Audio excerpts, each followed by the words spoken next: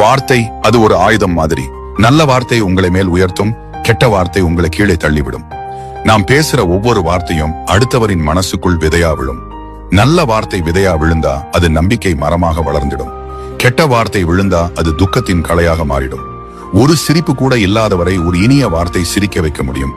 பல மாதங்கள் முயன்றும் வெற்றி பெறாதவருக்கு ஒரு ஊக்க வார்த்தை நீங்க முடியும்னு சொன்னால் அவருக்கு அந்த வார்த்தையே புதிய சக்தியாய் மாறிடும். அதே சமயம் ஒரு மனம் நொந்தவரை நீங்க ஒண்ணுமே இல்லைன்னு சொல்லி கீழே தள்ளினா அவரோட மனசு உடைஞ்சு போய் போகும். வாழ்க்கையில யாரு பெரிய செல்வந்தர் தெரியுமா? நன்னா பேச தெரிஞ்சவர் தான். பணம் முடிந்து போகலாம், பதவி மாறி போகலாம், ஆனா இனிய வார்த்தையின் மதிப்பு ஒருபோதும் குறையாது.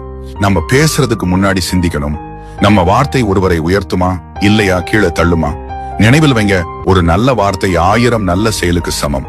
வார்த்தையால தான் உறவுகள் கட்டப்படும், வார்த்தையால தான் உறவுகள் உடையும். அதனால வார்த்தையை கவனமாக பயன்படுத்துங்க. ஏனெனில் வார்த்தை ஒருவரை மேல் உயர்த்தும், வார்த்தை ஒருவரை கீழே தள்ளியும் விடும். நல்லதையே பேசுங்கள், நல்லதையே நினையுங்கள், அதுவே உங்களை நல்ல பாதையில் கொண்டு செல்லும்.